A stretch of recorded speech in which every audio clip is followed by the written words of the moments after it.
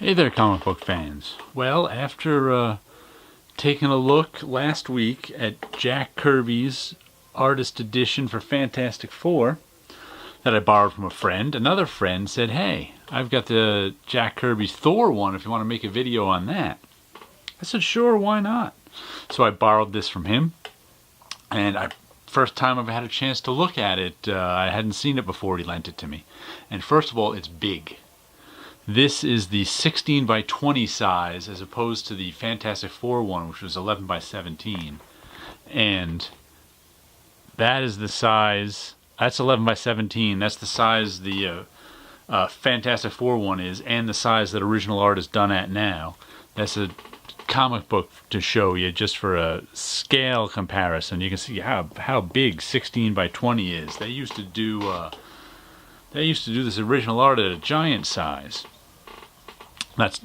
This is twice up, this is 1.5 times up, and this is print size, 1 time up, not up at all. So let's open her up and see what's inside. You get a couple of whole issues, design stuff, and some covers. Journey into Mystery 111, 117, 118, Thor 134, Thor 135, Thor Annual 2, bunch of Thor covers, bunch of splash pages, and a bunch of random pages. And most of this is inked by Vince Caleta, as opposed to who is it? Joe Sinnott, who did the Fantastic Four. And a lot of people aren't overly happy with Vince Caleta's inks, but we'll get to that. First, we've got Chick Stone inks the first story.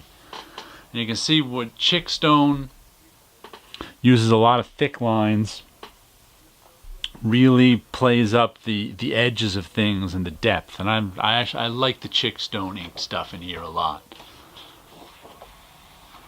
And the lettering is beautiful. The lettering is all Arnie Simic and Joe Rosen, just like in the Fantastic Four one. Look at all this beautiful technique here in the hammer and these splash lines. Look at those nice tentacles. Beautiful. Love this splash page up here. Once again, he uses a lot of thick lines to create depth. Beautiful Jack Kirby drawing. Like I said, I really like these Chick Stone inks. I think they're very nice. I like that panel a lot right there. And this is another thing Jack Kirby always does to create depth. I once had a teacher say, forget, warm colors coming forward and cool colors moving back. Overlap creates depth. And that's why Jack Kirby always has a foreground figure who's not really important to the story. He doesn't, but he's just there with to create depth in this panel. Little figures back there, so that's just a wonderful panel. I love that drawing right there. That's just nicely designed, nicely drawn, nicely inked, nicely lettered too. Jeez, I love this old-time lettering, hand lettering. Like I said, this issue is just filled with nice drawing and nice inking. Nice technique from top to bottom. Journey into Mystery 111. What is this? 3 years into Thor, maybe, with that? I don't even know. You can see Jack Kirby's notes. Gives message to Loki to deliver to healer who lives beyond the Badlands. Loki, you're my imperial command. You're to deliver this message to Hartle, the mystic healer who lives beyond the molten chasm. Just wonderful, wonderful stuff. Crunch. I think this Chick Stone inking may be my favorite in the book. Nice shot of Thor. I think did they use this shot for something? I recognize that one. And here we get to the Vince Caleta inking. As in, most of this book is inked by Vince Caleta, and a lot of people have there's plenty of people who like Vince Caleta's inking, and a lot of people have a problem with his inking. But I'd have to say he is in no way untalented. He just became the go-to guy if you needed something in a hurry. And it worked out for Vince Caleta in that in these days, the mid-'60s, there was no royalties, there was no trade paperbacks, there was just your page rate. There's that pops out, looks like they patched in a Thor there to fix something. So that if you could get 2 pages a day done and get paid $50 a page, you made $100 a day. But, and if they needed something in a hurry, which meant that, let's just say normally you'd have 2 weeks to ink a comic. And if they needed it done in a week, that meant you had to get 4 pages a day done, but at your page rate, that's $200 a day. And they would expect you to cut corners. I mean, you can't do twice as much work in the same amount of time and not cut corners. So there was a lot of times where Vince Caleta cut corners, and that's a nice technique right there. And people didn't. Jack Kirby signature. I wonder if Jack Kirby signature. I wonder if the Jack Kirby signature on these pages meant he got them back and then sold them. But so some of the Vince Caleta pages I find lesser than the Chick Stone. These ones are pretty good. But once again, he doesn't use the same amount of thick lines here, so we don't get the same separation and depth as the Chick Stone pages. And this right here is just these bombs are just terrible. This whole panel is just not good because, once again, Vince Caleta's got to move fast. He's got to get the page done in half the time, so he just knocked out the inking of these bombs. Who knows what the pencils looked like? But Vince Caleta was also known as the destroyer of armies because he'd erase background figures in order to get it done fast. He was working fast on these. Nice drawing right there. I really like that drawing. And wow, that's a nice panel, but it could have had more depth to him if this figure had a little more depth to it, had a little more thick outlines. But, that's different inkers. Nice split. Beautiful. Love that logo there. That just looks real nice. The title page. Letterers got paid twice the rate, I think, twice the normal rate for a page like this. So if they were getting $10 a page, they'd get $20 for a page with a title on it. So that's why you get such nice titles. Aha! It's Vincent Price, world-famous collector who never lets a collector item escape him. He will be Loki's pawn. Okay, Vincent Price. I guess that guy was supposed to be based on Vincent Price. Like I said, some of this, I'm not a huge fan of this inking right here. It's a little too thin. There's some technique that, that should be a beautiful half splash page there, but instead the inking's a little thin.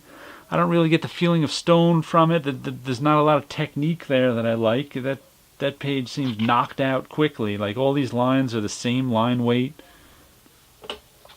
So that's the kind of stuff that I don't like from Vince Caleta. And a lot of people agree with me. Like, this page is nice, though. Look at that. That panel's nice, more nicely done. It could, that's a nicely done. You got all these thick blacks in here that work well. A little white out to make the foliage. That's a nicely done panel, like that one there. Beautiful destroyer design. So it's just, that's the problem with these Vince Caleta pages, is sometimes, some pages he lets you down. Some pages are look at, that's nice. That's very kind of, I don't know how to describe that. Modern artish. It's all very graphic designy, which you usually don't see something like that from Jack. He's usually he's got a more elaborate thing. Boom, nice full page. Here's where the technique lets me down. Look at this fur here. I mean, that's a fur technique. That's just knocked out. That doesn't impress me. But I like all the line work in here. he doesn't differentiate a lot, but it's still nice line work because the drawing's all. Look at that drawing in there. That Loki figure. It's beautiful the way it's slumped over and he's being pulled. But once again, I like Chick Stone's style a little better. He would have thickened up some of those lines. But when you're getting twice the pages done in the same amount of time, you don't always have time. And you can see this is the kind of stuff Vince Caleta liked doing. This little hatching. Little thin feathery lines. And the people who are Vince Caleta fans love those thin feathery lines. That's what they look to him for. Like right there. Instead of being big chunky folds, he does feathery folds. Here we go, nice splash. Yeah, these are the feathery lines in Thor's hair and his arms. The mission I was created to perform, I must return to the front. Simic's error. So I guess Artie Simic lettered the wrong thing in that balloon. It's fun to look at these. You kind of see time passing and things happening. You can see them being worked on. Nice Galactus shot there.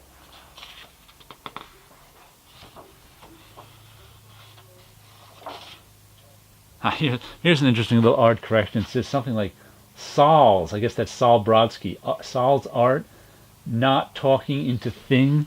Near as I can figure, because his face was redone and his arm was redone. So near as I can figure, they had Thor talking into this thing originally, and then they wanted to change, so he's just holding it and not talking into it. There's an interesting little art correction.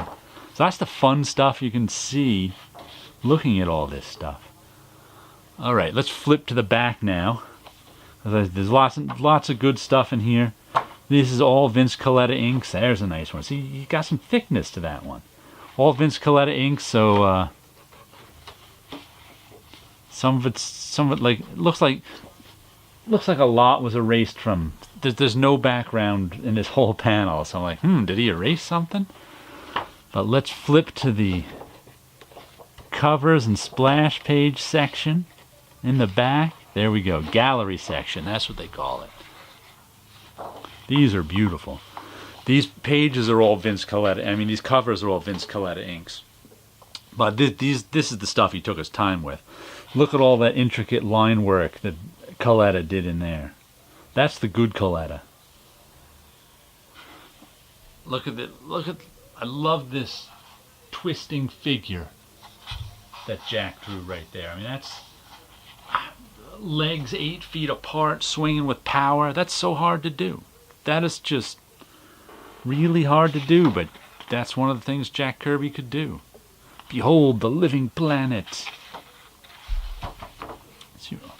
That's really the People Breeders. That's just so nicely designed with this circle and the square and the other rectangle and this figure in the front and those figures. Once again, creating a lot of depth with this one and this cover. That's just a beautiful cover and some nice technique from Vince Caleta in here, and the arms and the fingers, and creating shadow in here with these lines. There's some more.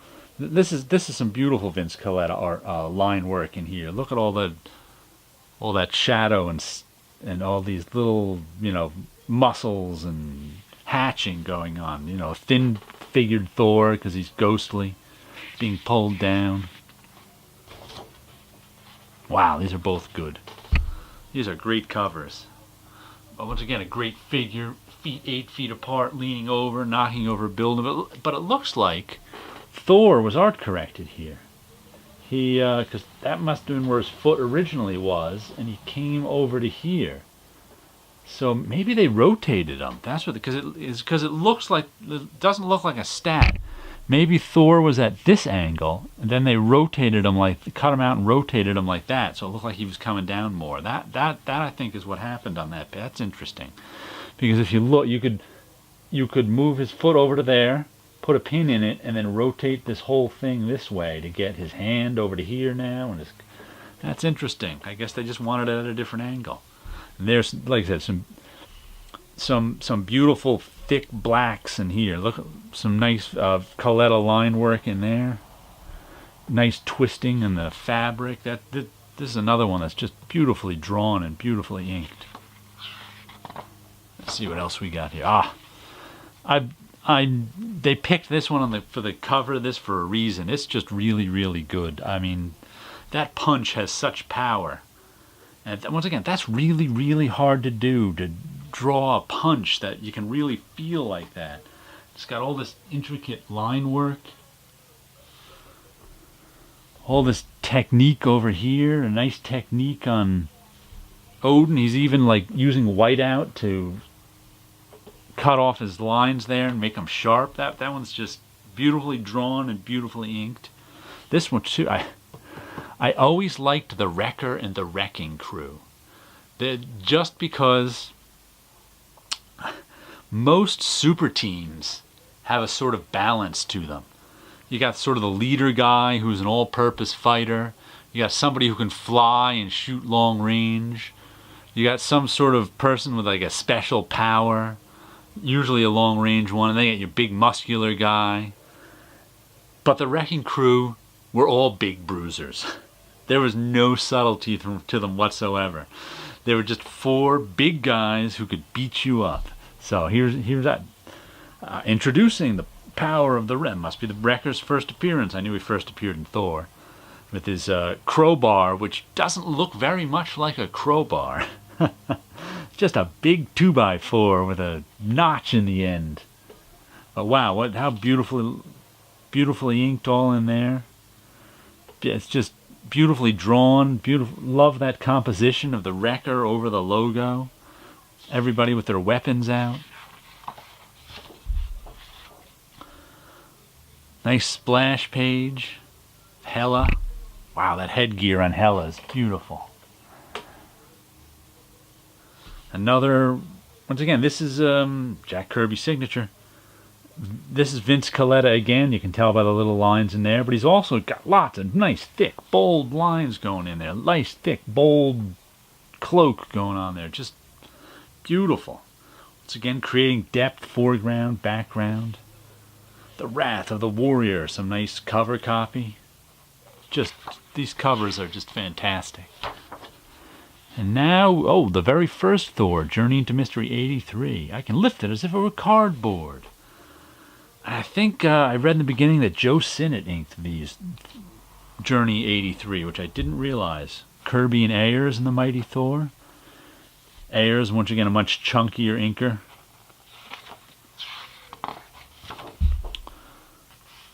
More Dick Ayers inking Jack. You can see how big that is. And this, I think, is, I saw from the beginning, is George Roussos.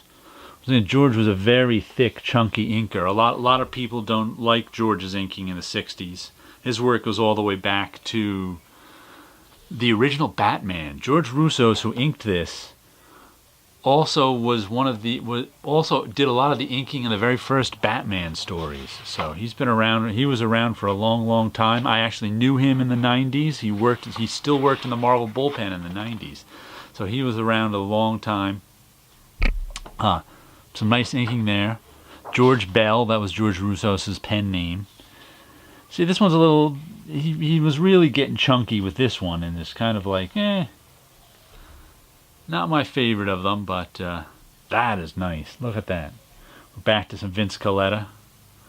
That's just, I mean, the goggles, the hammer coming at you, the double hand grip, the beautiful title page. I didn't even know that the hammer comes over the title. Just nice stuff. Some more Caleta stuff. A little Thor. I mean, Hercules with Thor. That face looks familiar. I wonder if he was looking at reference for, because that looks like a Vince Caleta face. That doesn't look like a Jack Kirby face. So I wonder if he was looking at someone specific for that. That's a weird foreshortened angle on that one. The power of Pluto. Wow, look at that. Nice bed in there. I love this one. This one's just, look at that figure work. Wow. It says, Thor is visiting with Sif's family, located in a Nordic Leffit town called Gundamholm. Sif is athletic and skilled in the military arts. She hefts a javelin for throwing. Thor admires her grace. Oh yeah. It's like, oh yeah, she's hot. That's just a beautiful figure. I mean, that is real hard. Saul, this hand okay? No, that hand is not okay. But Saul Brodsky was the production guy. So I guess it was up to Saul to fix anything that was wrong. And I gotta say, that hand probably was not okay. But let it go. The rest is beautiful. We don't have time to fix every little thing. Nice little special effect there with the... I think we're back to Journey 83, so I think this is Joe Sinnott on the inks. Some beautiful, beautiful Kirby drawing. Another title page. Thud! Now these inks are way different than Joe's Fantastic Four inks because it was much earlier. It was the first Thor, so wow, look at that. Nice panel right there. Wow, first Thor. Here are the original art pages for it. That's nuts. Second Thor. Beautiful stuff. Beautiful stuff. This looks like Chick Stone again. We're getting back to the thick inks. Journey 85. Wow, nice stuff. Look at how filled these pages are because he's using thick black inks. So they're less airy than some of the Vince Caleta pages. Look at that figure drawing. And that one, that's just a beautiful figure drawing. The gesture of these two drawings is really nice. I mean, just, that is so hard to capture those gestures. Here we go, running around, Kersplash. Big drops of water coming off them. Nice lettering once again. The end. Look at those beautiful faces. Alright, we'll just flip through to the end of this because I think I've taken up enough of your time. But some more Chick Stone, that looks like. Beautiful. But there you go. This is some early 60s Thor. I think mid 60s Thor. More Chick Stone here. Look at those big chunky inks. Just nice stuff to look at. Look, all those Kirby notes. There you go. I mean, I just had a great time looking through this. It was amazing. I'm glad my friend lent it to me, and I'm glad I could bring you a video walking through it with me. Okay, you guys all have a good week out there.